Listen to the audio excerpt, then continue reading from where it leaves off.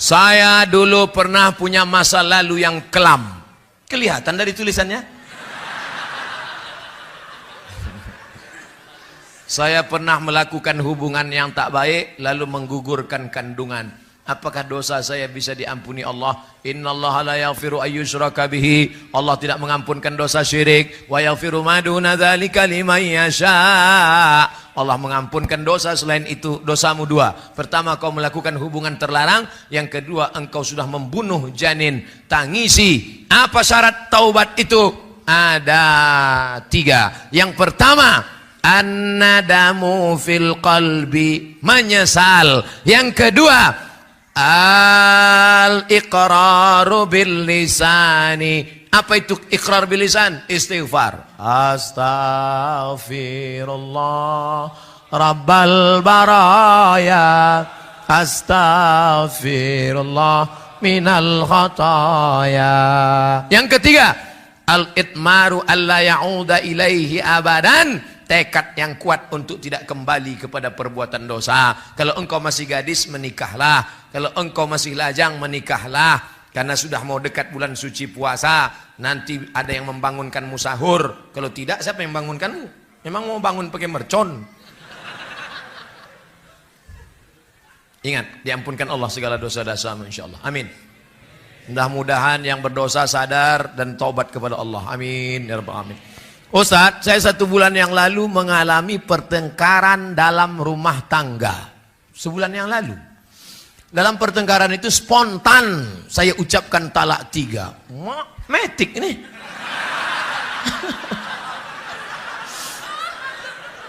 Orang biasa pakai gigi 1 dulu.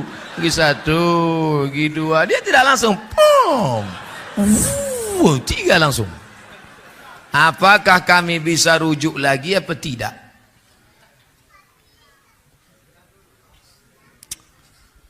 Ini kadang yang bertanya begini, anak lajang belum nikah pula. Oh, ini dia udah nikah. Kata dia sebulan yang lalu. Begini ceritanya saudaraku. Tolak itu 1 dulu. Setelah tolak 1, maka ada iddah 3 bulan. Iddah 3 bulan. Kalau dalam masa iddah 3 bulan itu kau balik, namanya rujuk. Cara rujuknya Pak Ustadz, kau ketuk pintu kamarnya, kau katakan, I back to you my dear. Rujuklah itu dah. Makanya orang yang menjatuhkan talak itu bukan berarti diusirnya dari rumah. Jangan kau keluarkan dari rumah, sekedar pisah tempat tidur saja. Aku tak bisa lagi menengok engkau, daripada aku mau muntah, aku pindah tempat tidur. Nanti pas hujan balik. Tapi ingat, sudah jatuh talak 1. Oh, ngamuk lagi, jatuh talak 2. Masih bisa rujuk apa tidak? Bisa. Tapi kalau sudah jatuh talak 3, la tahillu lahu, tak halal rujuk hatta tankiha zaujan ghairah, sampai binimu itu nikah dengan laki-laki lain. Itulah zaman Melayu-Melayu dulu disebut dengan nikah Cino Buto. Pernah dengar istilah itu? Itulah orang zaman sekarang ini. Dulu orang kalau sudah dijatuhkannya talak 3, dia tak bisa balik lagi. Maka dicarinya lah dulu Cino-Cino tua buto. Dicarinya. Kau sini sebentar. Mau kau nikah bini aku. Tapi yang kau tengok, yang kau pegang-pegang. Oe kata. Itu nikah itu tak boleh. La'anallahul muhallil wal muhallalah. Allah melaknat laki-laki yang mencarikan laki-laki untuk menikahi jandanya supaya dia halal untuk menikah lagi. Tak boleh. Nah, ini sekarang pulang nanti kau walimu bertanya ke lakimu itu, dulu waktu dia jatuhkan tolak metik langsung 3 ini, apakah dia dalam keadaan sadar atau marah? Kalau dia dalam keadaan marah, emosi sampai menggeletar sampai hilang kesadaran, talak 100. Maka kalau sedang marah namanya talakul ghadib, talakul ghadab, tolak tak jatuh. Tanya, kau marah apa tidak? Iya Pak Ustadz, saya marah waktu itu. Saya marah. Maka tak jatuh, akan datang jangan lagi marah-marah. Memang marah menyelesaikan masalah. Kalau marah menyelesaikan masalah, kumpul kita se-Indonesia hari marah nasional. Saya sudah 3 tahun pacaran. Tadi katanya udah nikah. pacar, berarti 2 orang 1 kertas. Saya sudah 3 tahun pacaran Pak Ustadz. Insya Allah tahun depan saya nikahi dia. Apakah saya putusin saja hubungan ini Pak Ustadz? Jangan. Kau putusi dia, tahu-tahu datang Valentino Rossi disalibnya. Menangis. 3 tahun sudah pacaran, jalan sana jalan sini, maksiat sana dosa sini. Maka mulai besok pagi kau datangi bapaknya. Kau bilang, Pak, ku pinang anak bapak. Insya Allah bulan depan aku akan nikah. Mudah-mudahan dimudahkan Allah jodoh. Amin. Nanti kalau saya tunda dia dipinang orang lain gimana Pak Ustadz? Bunga bukan setangkai, kumbang bukan seekor. Patah tumbuh, hilang berganti, hilang 1 tumbuh 1000. Saya aja yang kurus, kering, hitam, jelek, tak ganteng ini. Duduk saya di kantin kampus. Bolak-balik anak gadis itu lewat-lewat.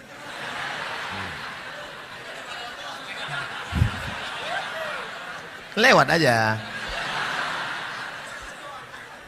Kalian kalau mau tahu tengok komen-komen di FB di YouTube tuh. Apa kata mereka? Ustadz jadikan yang kedua ya. Saya pinjam uang di bank. Uang itu untuk saya bangun rumah sewa. Jadi hasil rumah sewa itulah untuk bayar tiap bulannya ke bank. Apakah itu haram? Haram, riba. Duit dengan duit, riba. Duit dengan barang, tidak. Pak Kapolsek, itu ku tengok mantap motor Bapak. Aku mau beli Pak. Berapa Bapak jual? Itu motor gede, mahal tuh Pak Ustadz. Berapa? 100 juta. Aku beli, aku cicil. Boleh tak saya cicil itu setahun? Boleh, karena akadnya uang dengan barang. Pak Haji, itu rumah Pak Haji yang di Batam mantap di tepi laut. Jangan beli Pak Ustadz, kena tsunami. Tak apa-apa, sementara tsunami aja aku pakai. Berapa harganya? Saya jual sama Ustadz 300 juta. Ku cicil setahun Pak? Boleh. Boleh apa tak boleh saya cicil kredit? Karena akadnya uang dengan Tapi kalau uang dengan uang, pinjam 100 juta bayar 120, pinjam 10 juta bayar 12, riba. Hasilnya juga riba. Udah sempat terbeli, udah jadi Pak Ustadz. Astagfirullah. Udah jadi barang tuh apa lagi? Apa hukumnya kalau suami tak mau sholat? Banyak betul laki tak sembahyangnya.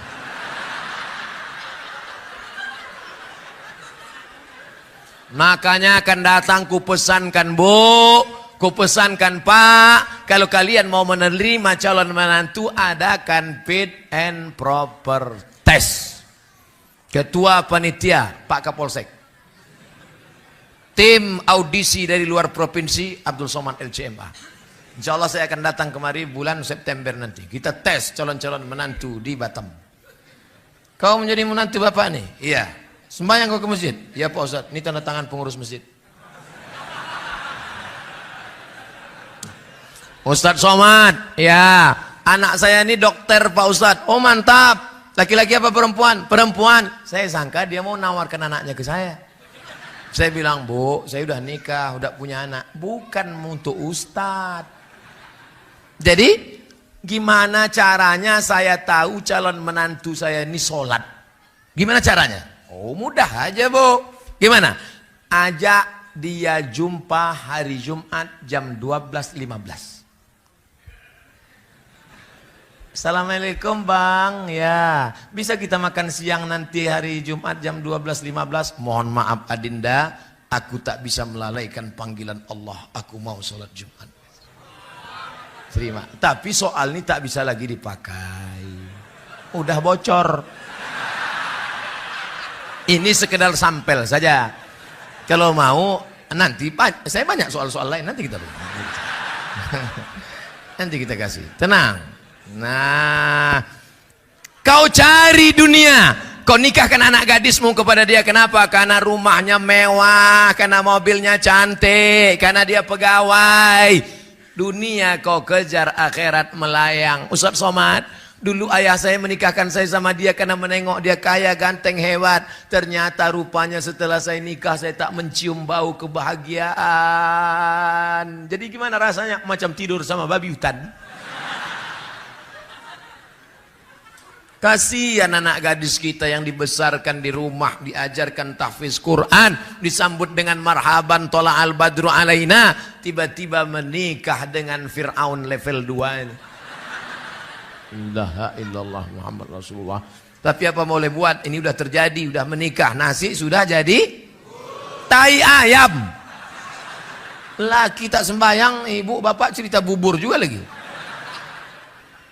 Berdosakah saya apabila saya tidak melayani suami? Inilah kekeliruan banyak perempuan. Karena suaminya tak sembahyang, lalu dia tak mau melayani suaminya. Adinda, marilah kita. Tak mau, kamu sembahyang dulu. Bukan begitu caranya. Ibu kan punya wali. Wali ibu itu ayah, datuk, abang, adik, pakcik, abang ayah, adik ayah. Wali ibu lah yang memanggil laki ibu yang tak sembahyang. Walaupun hidup 1000 tahun, kalau tak sembahyang apa gunanya? Walaupun hidup 1000 tahun, kalau tak sembahyang apa gunanya? Besok pagi mulai lagu di rumah itu aja, usah ada lagu lagi. Rekam MP3 sampai 100 lagu, tak robah-robah itu. Nada panggil pun itu juga.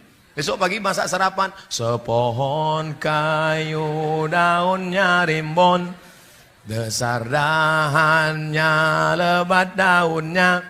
Walau pas dia datang ke dapur, walaupun hidup 1000 tahun, kalau tak sembahyang.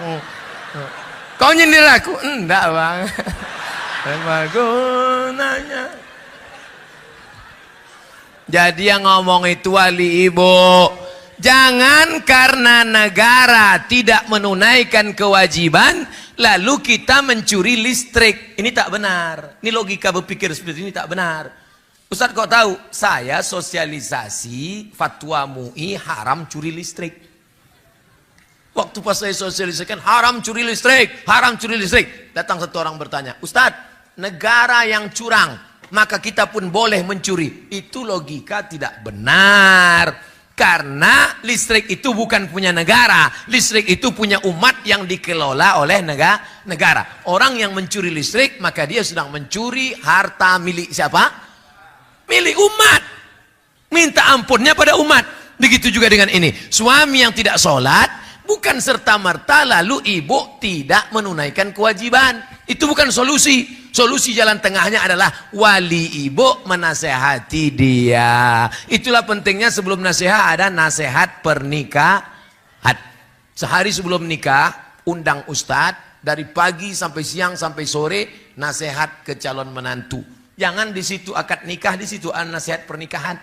Berikut ini mari kita dengarkan nasihat pernikahan yang akan disampaikan oleh Ustaz Abdul Somad. Ustaz ceramah, mereka bukan dengar ceramah, asik selfie.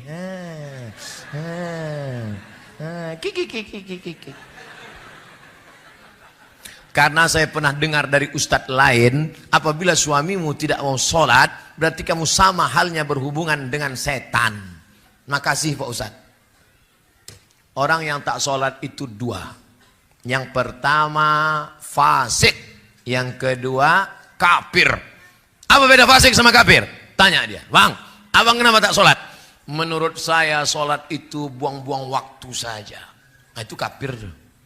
Kalau begitu nanti jawaban suamimu, maka kau sudah fasah dengan dia. Kalau suami menjatuhkan talak, namanya talak. Kalau istri menggugat, namanya khulu. Kalau otomatis dilepas hakim, namanya fasah. Karena suami sudah murtad. Tapi kalau ditanya, abang kenapa tak sholat? Aku sebetulnya tahu sholat itu wajib adinda. Kenapa tak sholat? Aku malas. Dia fasik. Wallahu la yahdil qaumal fasiqin. Allah tak berikan hidayah pada orang yang fasik. Ustadz yang bilang tadi suami ibu setan, dia geram aja itu. Bagaimana hukumnya petugas amil zakat selalu menunda pembagian zakat mal? Bolehkah zakat mal digunakan untuk keperluan ini dua pertanyaan ini. Zakat dikumpulkan, diserahkan ke Basnas, Badan Amil Zakat Nasional. Basnas akan membagikannya habis, dibagikan habis. Kalau zakat fitrah memang tak boleh ditahan sama sekali. Bagi habis, malam Idul Fitri tak ada lagi. Makanya pagi Idul Fitri tak ada pengurus. Jamaah sekalian, zakat fitrah kita tahun ini terkumpul 10 ton dan alhamdulillah masjid masih nyimpan 5 ton lagi. Lu kok bisa disimpan? Itu harus habis Pak pengurus. Kalau sampai khatib naik mimbar, zakat fitrah belum dibagikan, fa innaha shadaqatun minas shadaqat, maka dia tidak lagi dianggap zakat fitrah, hanya sedekah biasa saja. Habis. Adapun zakat mal, maka berijtihadlah mereka. Ini tukang jual goreng pisang, dipikul keliling kota, maka belikan dia gerobak, bayarkan. Ini di rumahnya buruh cuci, pergi ke rumah-rumah orang kaya mencuci, maka belikan dia mesin cuci 5 juta, setrika, supaya dia bisa buka laundry kecil-kecilan, supaya zakat itu produktif. Jangan kasih ikan tapi kasih pancing. 2. Bolehkah zakat itu untuk keperluan masjid? Ini kejadiannya 6 tahun yang lalu di Pekanbaru. Waktu itu video belum viral. Assalamualaikum Ustaz Somad. Waalaikumsalam. Saya mau sedekah 100 juta zakat untuk masjid. Tapi kata Ustadz tidak boleh zakat untuk masjid. Bisa Ustadz tolong selesaikan masalah ini? Sebentar Pak Haji, saya buatkan makalahnya. Saya tulislah makalah. Sepakat 4 mazhab Hanafi, Maliki, Syafi'i, Hambali bahwa zakat tidak boleh untuk masjid. Tapi menurut Imam Fakhruddin Ar-Razi dalam kitab Mafatihul Ghaib Tafsir Al-Kabir, dikutip oleh Syekh Atiyah Saqar dalam kitab Fatawa Al-Azhar, bahwa makna fi sabilillah semua jalan mengagungkan agama Allah. Andai masjid kita ini di seberang kampung, antara kampung dan masjid ada sungai, tiba-tiba jembatannya roboh, maka zakat boleh dibuat untuk jembatan, karena jembatan itu juga masuk asnaf fi sabilillah. Itulah mengapa orang Malaysia kuliah di Al-Azhar Kairo dibiayai 1 tahun 6.000 ringgit dari zakat. Asnafnya mana? Asnaf fi sabilillah. Jadi saya pakai pendapat Imam Fakhruddin Ar-Razi, boleh untuk masjid, tapi kalau nanti ada ustadz yang berpendapat tidak boleh, berarti dia pakai pendapat mazhab imam yang tadi. Jangan salahkan dia, jangan salahkan saya. Saya pakai pendapat Imam Fakhruddin Ar-Razi. Tapi jangan gara-gara zakat untuk masjid sampai fakir miskin tak dapat. Nanti fakir miskin nyumpah saya, mati tegak saya. Apa hukumnya pengurus masjid tidak segera membelanjakan uang infak sedekah untuk keperluan masjid? Ini bertanya penyindir.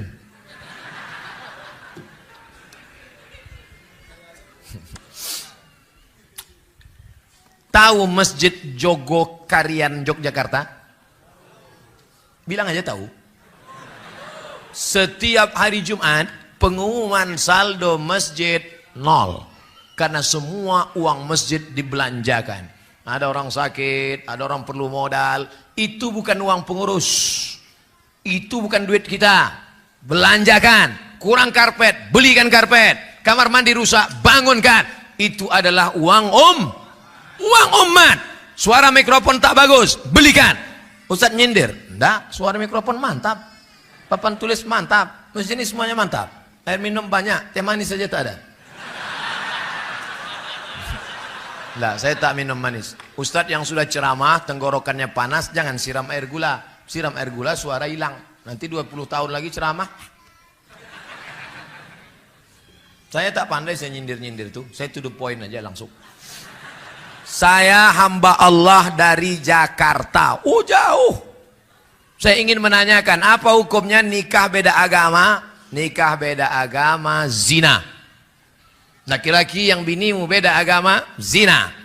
Kalau sampai engkau muslimah, gara-gara menikah sama beda agama lalu kau murtad, maka neraka jahanam tempatmu. Oleh sebab itu muslimah, baliklah, taubat, masuk balik ke dalam syahadat asyhadu an la ilaha illallah. Kau nikah sama dia berapa tahun? Dia udah tua pula, mati cepat. Habis itu kau jadi janda. Ya tapi kaya Pak Ustadz. Iya kalau kau hidup, kalau kau ikut mati juga. Hidup ini singkat saudaraku. Hati-hati, jangan nikahkan. Jaga anak perempuan kita. dari program kristenisasi. Anak-anak lajang yang ganteng-ganteng pula yang menikahi dia. Nanti setelah anak dua ditinggalkan, perempuan kita takut karena tak mandiri. Jangan ceraikan bang, jangan bang. Kalau kau mau ikut aku, maka kau mesti ikut murtad. Akhirnya anak murtad, menantu murtad, cucu murtad, 5 sekali murtad. Ini Ustadz ngomong cerita mana? True story. Langsung di hadapan biji mata saya.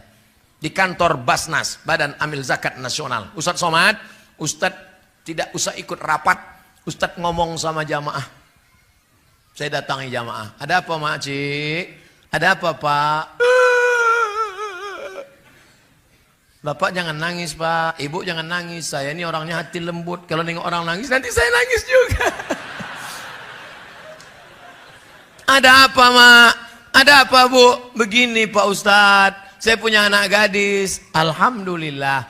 Nikah sama mu'alaf, alhamdulillah. Setelah anak 3 balik dia.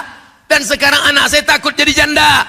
Akhirnya menantu saya murtad, anak saya murtad, cucu saya murtad. 5-5-nya murtad Ustaz. Baliklah bapak ibu ke rumah, banyak-banyak zikir, banyak-banyak baca Quran. Kenapa Ustaz tak marah-marah sama dia? Kalau sempat saya marah, kenapa bisa terjadi? Kumat darah tingginya mati dia. Saya bilang baliklah mak ke rumah, baliklah pak ke rumah, sama-sama kita berdoa. Jangan sampai masuk lubang yang sama 2 kali. Jaga anak-anak kita, jaga akidahnya, masukkan ke pondok pesantren, mati dalam keadaan la ilaha illallah Muhammadur Rasulullah sallallahu alaihi wasallam. Begini banyak anak-anak lajang yang ganteng-ganteng di Batam. Kenapa tak kalian selamatkan anak-anak gadis ini? Takbir! Allah. Jangan sampai saya turun tangan. Bagaimana hukumnya bila bekerja di hotel? Saya ketahui tak semua tamu yang check-in itu dengan mahramnya. Bagaimana kita ketahui jika ada yang berzina maka 40 rumah akan... Ini mau menceramahi, mau bertanya. Awak pula diceramainya.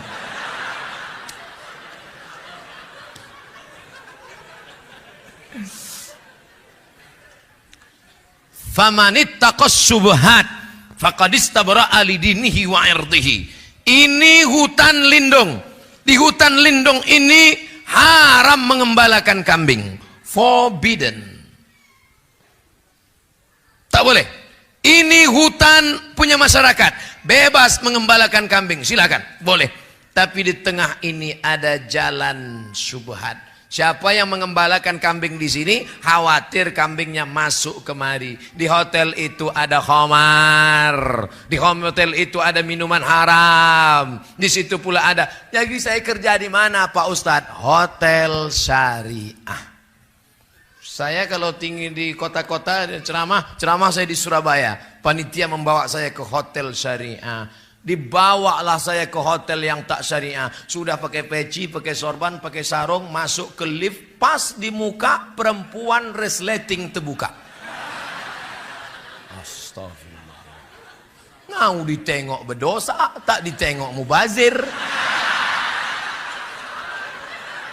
Alhamdulillah. Di Batam saya tidak ditempatkan di hotel, tapi yang tempat selamat. Di mana tuh Pak Ustaz? Tak boleh sebutkan, nanti datang jamaah ramai-ramai. Oleh sebab itu maka berbahagia kita kalaulah masyarakat yang kaya-kaya ini membuat hotel syariah. Amin. Kira-kira bisa tak dijaga ini hotel kita ini supaya selamat dari perbuatan? Bisa. Siapa yang tak bilang tak bisa? Ustadz gimana mau ngatur? Ustadz cuma ceramah di masjid aja. Bisa. Perda, peraturan daerah. Yang membuat perda siapa? DPR. Yang milih DPR? Kapan kita pilih? Pandai pula pertanyaan terakhir nih. 17 April pilihlah wakil rakyat memperjuangkan perda syariah. Takbir. Siap memilih DPR, anggota legislatif, wakil rakyat yang memperjuangkan perda syariah? Jangan nanti tidur 17 April pagi sudah selesai quick count, barulah Ah kok ikut tadi ya? Terlambat sudah kau datang padaku. Mudah-mudahan Allah selamatkan negeri ini.